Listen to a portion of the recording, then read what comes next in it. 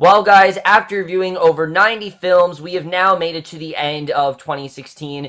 And of course, because 2016 ends today, it would only make sense for me to do my top 15 best films of 2016. Of course, I already did my worst list if you guys want to check that out. Now, guys, this really was not easy at all. I know I say that every single year, and last year I did top 15. Last year was a good year for films. I think there definitely were some really good ones out there. There was a lot of ones I saw, so that's why I had so many. This year, though, it was so hard to really make this list because there were just so many great movies that came out, and there were so many that, unfortunately, I did have to leave off the list. And because that there are going to be quite a lot of honorable mentions on this list, just because I really want to talk about them, and these were still really great films that I definitely really did enjoy, that unfortunately just didn't make this list just because I couldn't find a place for them and various things like that. But let's just get into the honorable mentions. First honorable mention we have, these are all these movies, like I said, almost had a place in this list, but they just didn't in the end. So let's just get into it.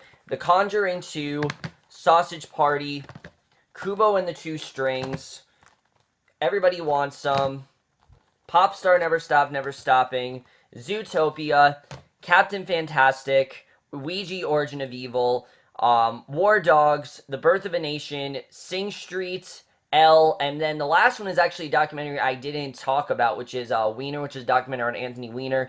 Very documentary overall, but all of these movies I wanted to put on the list. Sadly, they did not make the list in the end. They were omitted from my list. These are still great films. Like I said, in a year of so many great films, it was just hard to find a place for these on the list. But now, guys, here we go. Let's get right into it, starting off with number 15.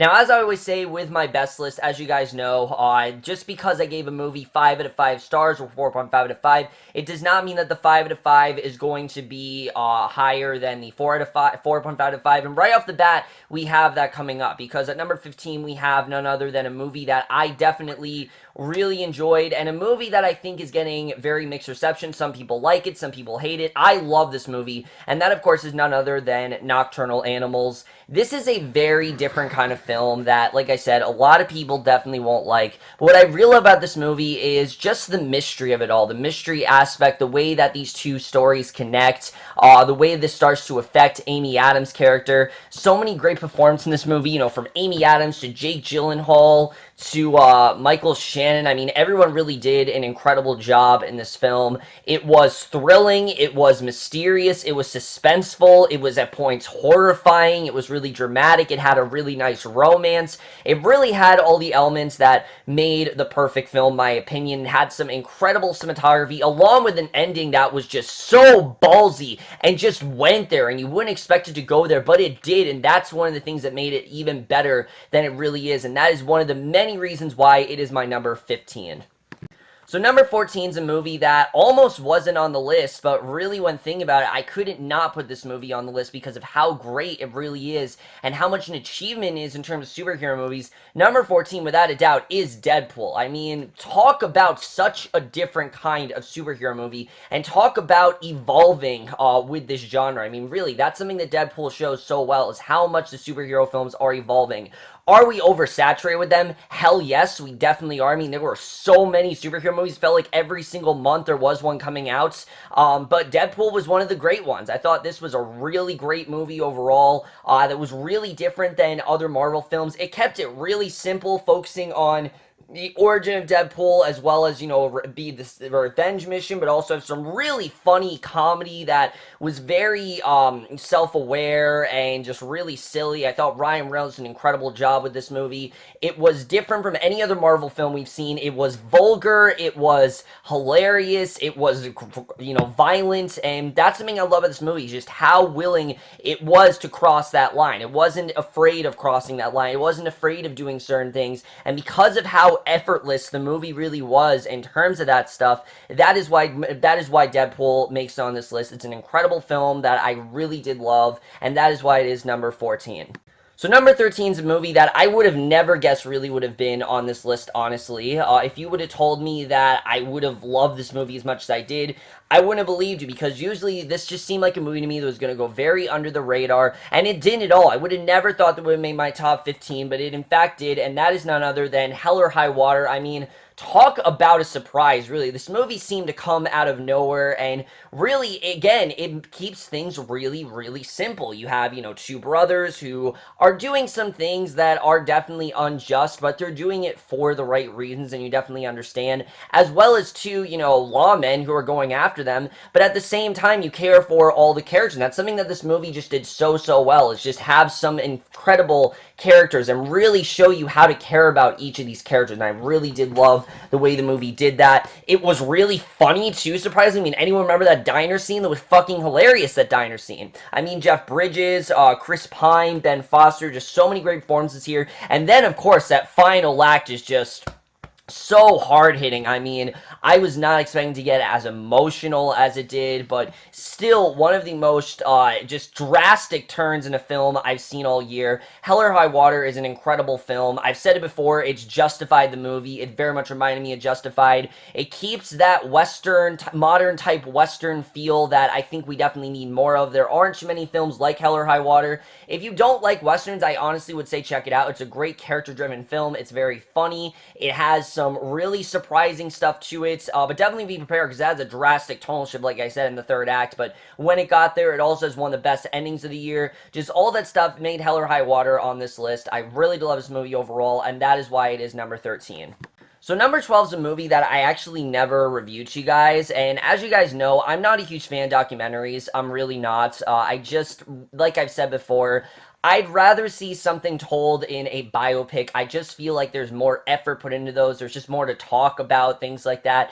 Documentaries, most times to me can get kind of boring, and it might be because I've watched so many of them in my history class, and they're really boring and things like that. However, when there's a good one, there's a good one, and Life Anime is the exact version of the kind of documentaries that we need. This movie is incredible. It's this incredible story about innocence and a way where, instead of losing your innocence, they find a way to retain it. We focus on this man who is on the verge of adulthood, but does in fact have a disability that keeps him from acting like normal adults of his age would, and because that, he has found a way to retain innocence through Disney movies, and it's one of the most emotionally effective films I've seen this year, but it also was very insightful as well. It had a lot to say about society and innocence and what people go through after that. I mean, losing your innocence is probably one of the most drastic changes anyone really has in their life, honestly. It might not seem like a big deal because it just naturally happens,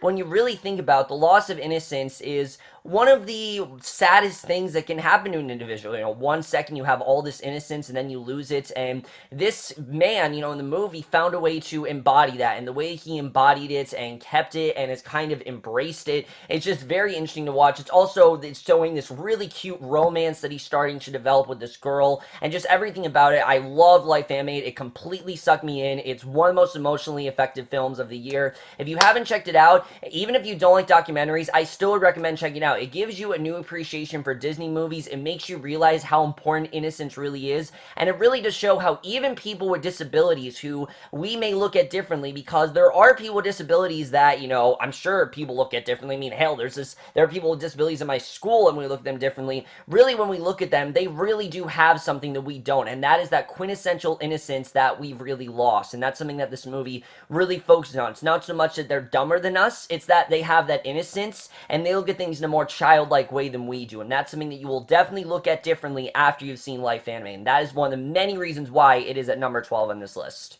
So number 11, we have a movie that unfortunately not many people saw, and it really is disappointing because when this movie came out, everyone was talking about it, everyone was loving it, and then it just kind of went to the wayside and just kind of faded out, and I'm not entirely sure why, because this movie was truly something great. Number 11, without a doubt, is The Nice Guys. I mean, this was such an incredible movie, and talk about a really different film. If you want to talk about movies that really can be made today, all the jokes in this movie, I'm shocked, are still in here, especially in such a big budget not even limited release. This was a wide release film. I can't believe they kept all the jokes in here. Nothing about this movie is sanitized. Nothing about it feels like they had to edit it to make it PC nowadays. And when there's so many PC things in the world and a movie like this comes along, that is a prime example of how great it really is. Russell Crowe was so interesting. Ryan Gosling were great. And what I love the most about their pairing that I said in my review is that there really is no straight man. Ryan Gosling has problems. Russell Crowe has problems. They both kind of deal with it. It's really well done. And Andrea Rice as well. One of the best child performances I've seen in such a long time. I love what they did with her in the movie. She really fit right in there.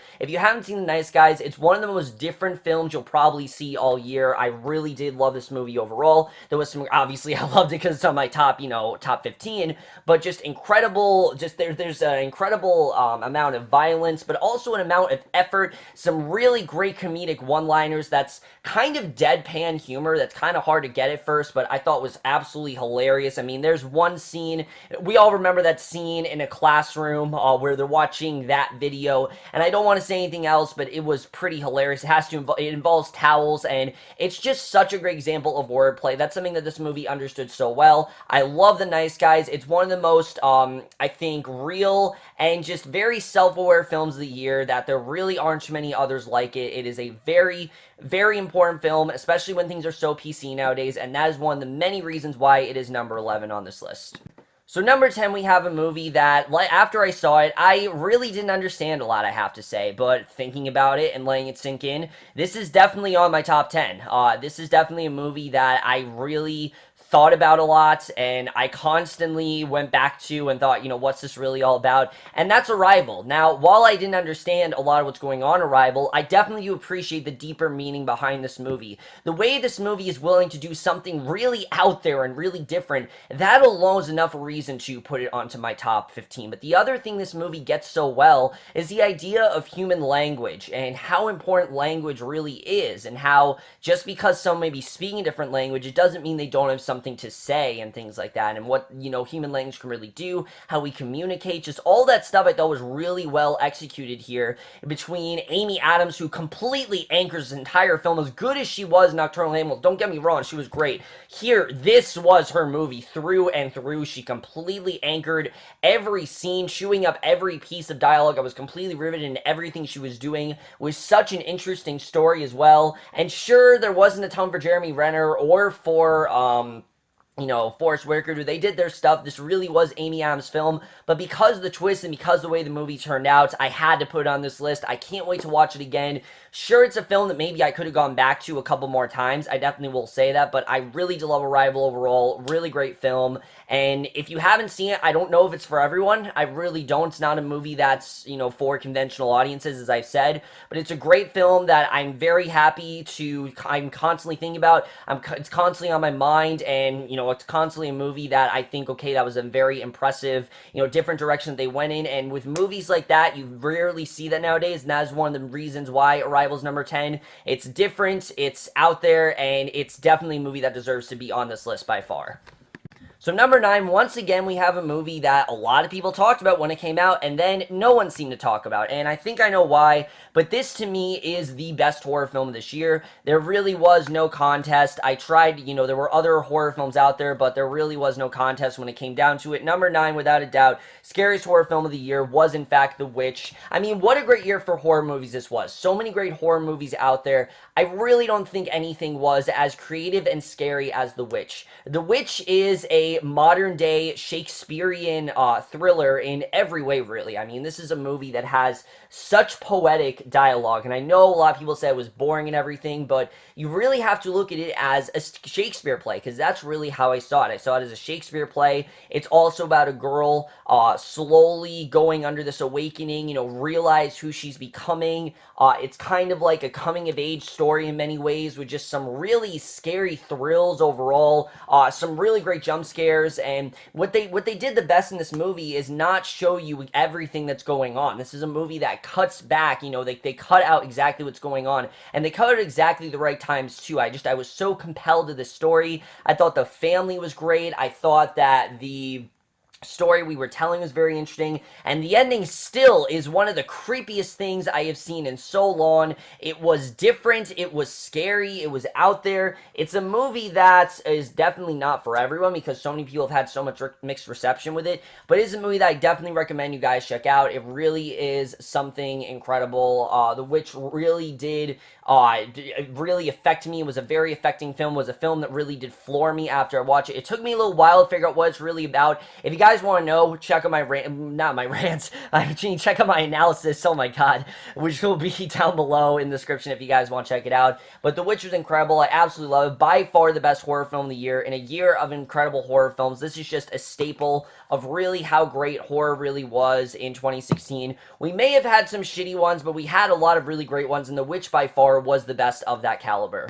So at number 8, we have a movie that I really didn't expect much of going into it. I thought that this was going to be every single type of high school type comedy that's fun, but not really anything that deep. And it was completely different than what I thought it was going to be, and that is The Edge of 17. I mean, this is probably one of the most realistic high school films I have seen in such a long time. The way the kids talk in this movie is how people at my school talk. This is, exact, like word for word, how people talk in my high school. This movie understands high school better than I think any high school thing out there, really. I mean, there's so much great dialogue with that, and on top of it, you have a really great story here with a pitch-perfect performance from Hailee Steinfeld, who I am so happy to see got that Golden Globe nomination. You have no idea how happy I was for her. I think this is probably her best performance yet. She completely anchored this entire film, but there were still some great performances here. I mean, Kira Sedgwick, just so many great ones. Blake Jenner was great here. Even people that I thought really weren't going to be great and would have had really flat characters. Woody Harrelson was amazing here. I mean, this is a movie that seems like it's going to be... It starts off as your typical high school comedy, but it gets so much deeper as it goes on and starts to really get into this idea of change and acceptance and, realizing who you really are and accepting that who you are is not a bad thing and that this is who you are and you need to be okay with it and that people don't need to like you necessarily and things like that. Just so much about this movie just works so well. I found it to be such a positive film with such a great message. It was really funny. By far some of the funniest moments out of any film I've seen this year. It was really funny. It had such a great cast, and it's a movie that the second I watched it, I wanted to watch it again, and that is when you have a great movie on your hands, and that is a reason why it is number 8. I think it's, there's always those great high school films each decade. The Edge of 17, I think, is going to be a staple of the 2010s by far. It's going to be a movie that I think gets really, really popular amongst several years from now. I could definitely see it happening, and that alone is a reason why it is number 8. Just like number 12, number 7 is a movie that comes from a genre of movies that I don't particularly love. As much as I love movies like Saving Private Ryan and things like that, I'm not the hugest fan of war films. I find them to be definitely very impactful and very emotional, but nothing I'd really ever watch again. Something I'd watch once and be like, okay, that was great. Hacksaw Ridge, however, I could totally see myself watching. I mean, this was a totally different type of war film altogether, and that's because it's not really a war film. It's a movie about, nonviolence and, the values of this man and how he really is the way he is and how he goes about his life this way, how he survives in a situation where it seems impossible to survive. Everything about him I thought was just so interesting to see. And not only that, but Andrew Garfield completely understood this role and really showed us that, Amazing Spider-Man, things like that, The Social Network, they were not flukes. This kid can act. He can act so well that he's probably going to get that Oscar nomination. I can honestly see him winning for this performance, but also Vince Vaughn in this movie. I mean, Sam Worthington was good here. So many great performances that I can't believe were as good as they really were. The war sequences were graphic, but they were realistically graphic. They had to be graphic. I mean, there really wasn't any way to shy away from that stuff. I'm glad this movie didn't try to shy away from that. It would have been shitty if they tried to shy away, and I'm glad that they didn't. It was exactly what it needed to be. It was very, very intense. It was very graphic. It was fun at times. You had a cute romance going on at points. You had some great war elements in there, and you just had a really great character-driven story that I absolutely loved. I think Hacksaw Ridge is one of the best war films ever made by far. It was so investing. I can totally see myself watching this movie again, and that is something I never say when it comes to war films, and that is one of the many reasons why it is number 7 on this list. So number 6, as you guys know, I said that superhero films were completely oversaturated this year and that we had way too many of them. And yeah, that may be the case. But that doesn't mean that there were some that were absolutely revolutionary. And as good as Deadpool was, Captain America Civil War was the best superhero movie of this year, without a doubt. And maybe Marvel's best movie I think that they have made yet. I mean, just talk about such a drastic change in their films. Really, this was such a different kind of movie for Marvel. This wasn't just a good versus evil type story. There was so much more to this. It was a story between, of broken friends. It was a story of a broken family, showing two very different viewpoints that you honestly go back and forth with throughout the movie. I still, to this day, question which side I'm really on because they both have such great viewpoints and they both you really do understand why they think the way they do, and they did that so well in this movie. You also have a conflict that really is quite unsolvable and really is going to change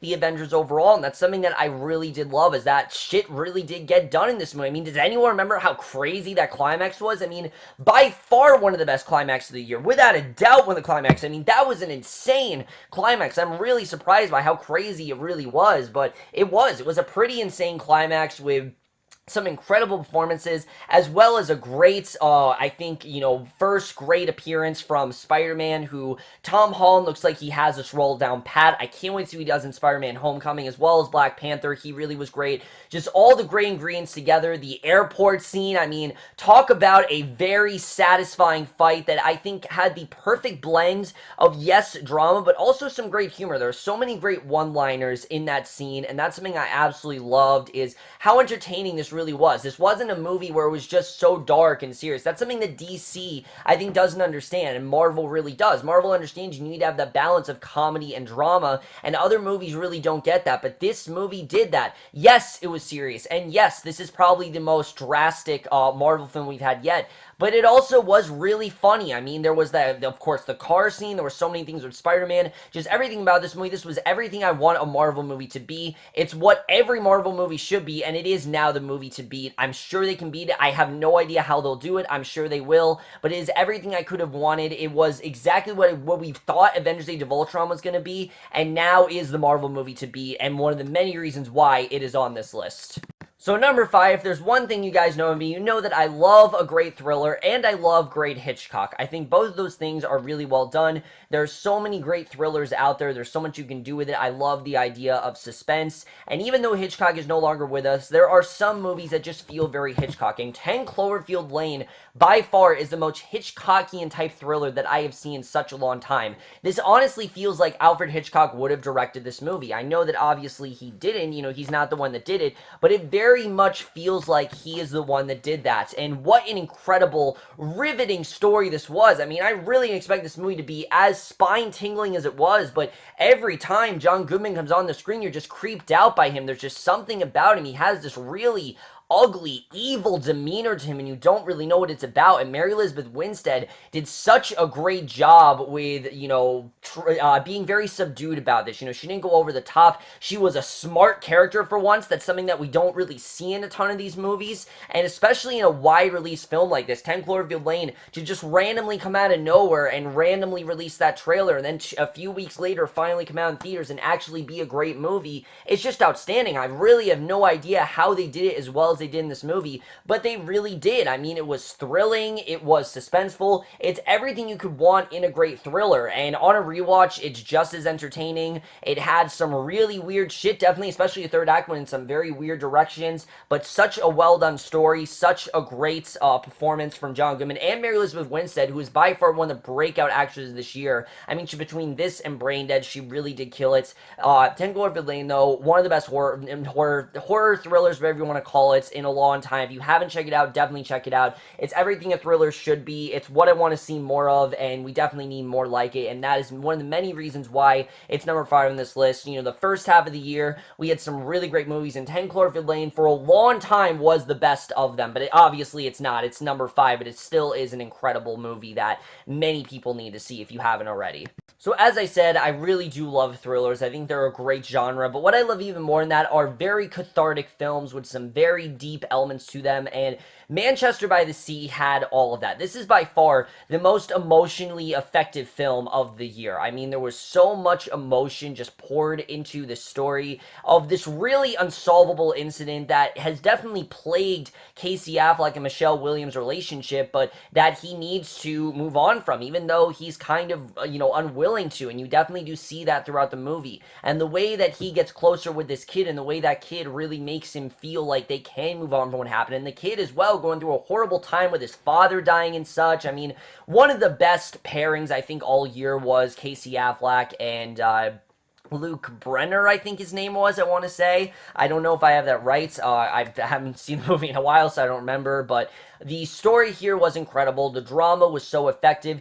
It was also really funny. It had a really interesting story that never got too heavy-handed, that was completely believable, and really was no one's fault. That's something I loved, that the situation portrayed here, yes, it was unsolvable, but it really wasn't anyone's fault. It was just a really bad misunderstanding that really couldn't be fixed, that was a horrible, tragic incident that no one could really fix, and it's one of the worst things that anyone can really go through. I mean, anyone who watches this movie, there really is nothing worse you can go through than what Casey Affleck really did in this film. It's some of the worst shit that I've seen, definitely when it comes to drama and things like that, but it's such it's such a investing film that I was completely into the entire time. If you haven't seen Manchester by the Sea, it's a hard watch, definitely. It's really not easy to consume, but it is a film that definitely is great. It is an incredible movie that absolutely I was into the entire time. It absolutely deserves to be on this list. So number 3, we have another movie that surprisingly not a lot of people are talking about. I know people obviously talked about when it came out, but again,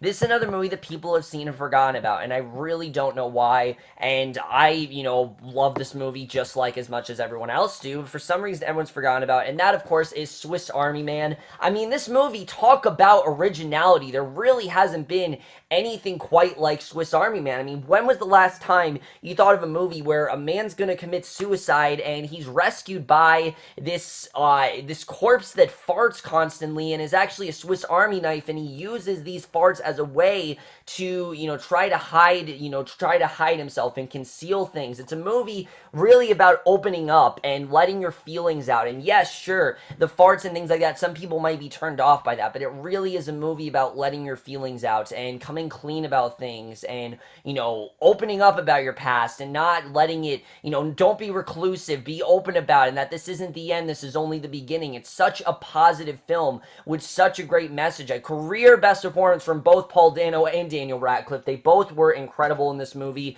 They both gave it their all. It's so different. It's really weird, but it's also such an effective and emotional film that's also so fun as well. I had so much fun watching this movie. Maybe the greatest montage I have ever seen, honestly. I loved everything about it. I thought it was an incredibly emotional film overall. Just everything about Swiss Army I absolutely love. Not enough people have talked about it. I absolutely loved it, and that is why it is number 3. So my number 2 and number 1 constantly kept switching around. These are two movies that I absolutely love, that are two movies that are some of the greatest films that I've seen in such a long time. They're movies that I encourage everyone to really watch, that are just so different, and maybe they're not the most original films, but they just took the concept and did it perfectly and really knew how to, make it flow and things like that. And number 2 especially is a movie that is very important, and that, of course, is a movie that I was completely riveted by, and for a long time was my best movie of the year, and that is Moonlight. Moonlight was such an incredible film about the loss, learning your identity and learning who you really are and accepting it, as well as, learning about your sexuality. And it was also about a man who, is trapped in this world where he has this identity, and everyone looks at him weirdly because they don't have the same belief that he does, and they don't really accept those certain beliefs, but he needs to,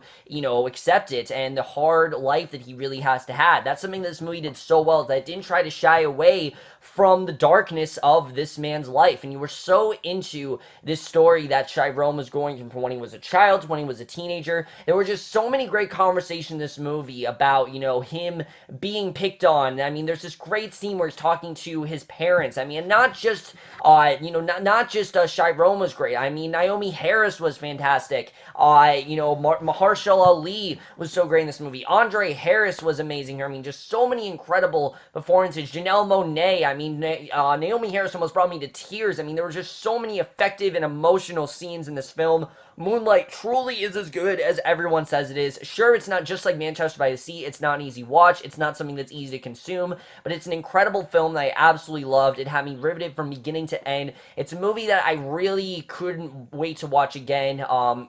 It's not a movie that I watch all the time. I definitely will say that. And that's really what it did come down to with number 2 and number 1. Is that really what movie would I watch again? I love both these movies equally. But now, guys, we have made it. Now let's get to my number 1. Which, guys, this is a movie that I think it's pretty obvious what my number 1 is. I think you guys could guess what my number 1 is from my last review and things like that. But like I said, when I really thought about what my number 1 was, it's what movie would I watch again? What movie is the movie that I have the sudden urge to watch immediately? What movie affected me more? What movie stick with me more? And when I really thought about my number 1, the movie that I watch more is, in fact, La La Land. Look, call me a musical-obsessed nerd because, yes, I definitely am one.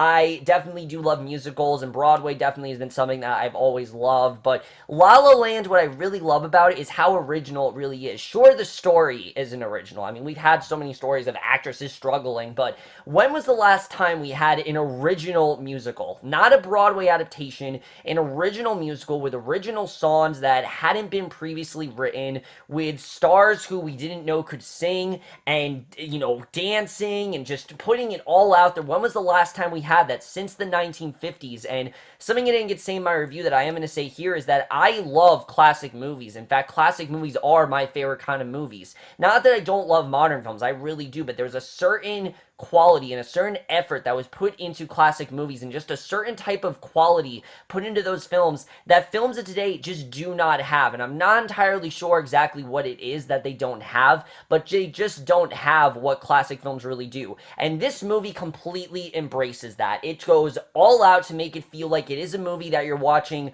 from the 50s set in modern times, and it is very modern, but the modern part of it really works because this feels like a movie that is going to be shown from generation to generation, and that is going to be as beloved as A Sing in the Rain, as A Bandwagon, as A Sound of Music. I could totally see this movie being watched, in a few years by so many people, and so many people finding it, and so many people realizing how great of a film it really is. 2 incredible performances. Emma Stone was incredible here. I mean, she gives a career best performance. Ryan Gosling was also incredible. The musical numbers were great. The choreography was great. The story was so interesting. And the ending to this movie is so damn ballsy. By far the most satisfying ending of the year. That, yes, it truly does have mixed reception, but really when I thought of it, it was an incredible ending that I absolutely loved. I loved everything about La La Land. It was really everything I wanted to be. The second that I saw that CinemaScope logo on the screen, as well as the huge dance number in the beginning of the film, with them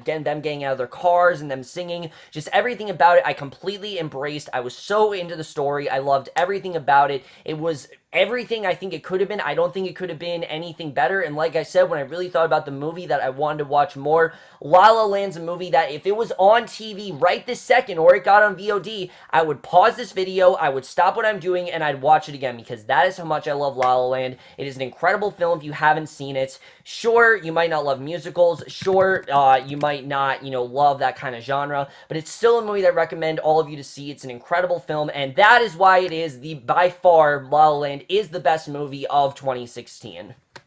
And guys, that's it. We have now made it to the end of 2016. I can't believe the 2016 is over. It seems like every year just goes faster and faster as it goes on. But so many great movies of this year. I really enjoyed talking about all of these movies to you guys. I hope you guys enjoyed as well. I know I didn't get to watch as many movies this year. Trust me, I wanted to watch quite a few more films. I'm going to try to be a little bit more consistent in 2017. I'm definitely going to try to do that. But anyways, guys, as far as 2016 videos go, I have one more video video to put up for this year, and that is going to be a reflection video where I pretty much talk about, you know, how my channel went this year, things that happened, and where I think I'm going to go in 2017, because there are a few changes coming, so definitely look forward to that. But anyways, guys, that's it for my best list. Let me know what you guys had as your best movies of 2016. Do you agree with the movies that I had? Were you surprised by some? I'm sure you guys were surprised by the ranking of some of these movies. Trust me, it was very hard to make this list. I really did struggle with trying to figure out where all these movies really went. But that's it for this video. Hope you guys enjoyed it. Please check out all the movies I've talked about. If you haven't checked them out, please check them out. They all really are something great. Even the honorable mentions, definitely check those out as well. What a great year for film. Very happy to review so many movie reviews to you guys. Thank you guys for watching my reviews all year. Definitely very much appreciate it. But that's it for movies. That's it for this video. And I will see you guys next week. Like I said, will be for a end of year reflection video. And I will see you guys for that. Okay, bye.